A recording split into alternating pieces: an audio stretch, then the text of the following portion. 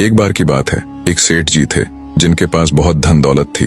सेठ जी की एक बेटी थी जिसकी शादी उन्होंने एक बड़े और प्रतिष्ठित परिवार में की थी, मगर बेटी के दुर्भाग्य के कारण उसका पति जुआरी और शराबी निकला और उनके घर की सारी संपत्ति धीरे धीरे खत्म हो गई।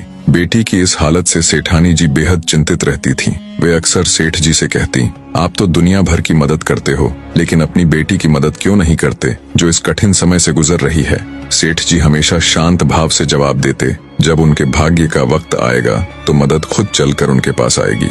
एक दिन सेठ जी किसी काम से बाहर गए हुए थे, तभी उनका दामाद अचानक उनके घर आ पहुंचा। सास यानी सेठानी जी ने दामाद का आदर सत्कार किया और सोचा कि क्यों न अपनी बेटी की मदद की जाए। उन्हें एक उपाय सूझा। उन्होंने मोतीचूर के लड्डुओं में सोने की अशर्फियां छिपाकर रख दी ताकि दामाद को यह लड्डू देकर उसकी आर्थिक मदद हो सके। सेठानी जी ने दामाद को विदा करते समय 5 किलो शुद्ध घी के लड्डू जिनमें सोने की अशर्फियां थीं, उसे उपहार में दे दिए। दामाद लड्डू लेकर वहां से चला, लेकिन रास्ते में उसने सोचा, इतने भारी लड्डू घर तक ले जाने का कोई फायदा नहीं है, क्यों ना इन्हें यही बेच दूं। उसने पास की मिठाई की दुकान पर लड्डू बेच दिए और उन पैसों को अपनी जेब में डाल लिया। संयोगवश उसी दिन सेठ जी घर लौटते वक्त मिठाई की दुकान पर पहुंचे और उन्होंने घर के लिए कुछ मोतीचूर के लड्डू खरीदने का सोचा। दुकानदार ने वही लड्डू का पैकेट सेठ जी को बेच दिया जिसे कुछ देर पहले दामाद ने बेचा था। सेठ जी लड्डू लेकर घर पहुंचे और सेठानी जी को लड्डू का वही पैकेट दिखाया। सेठानी जी ने जैसे ही लड्डू का पैकेट देखा,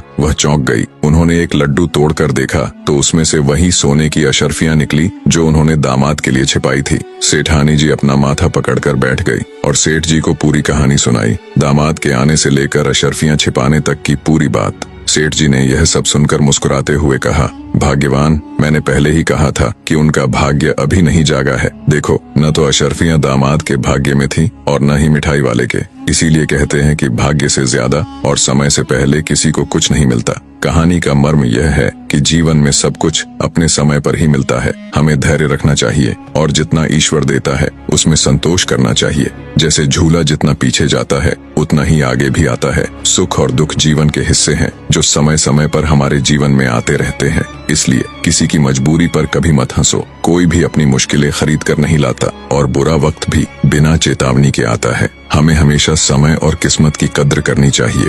वीडियो पसंद आया हो तो वीडियो को एक लाइक करके कमेंट में अपनी प्रतिक्रिया जरूर शेयर करें।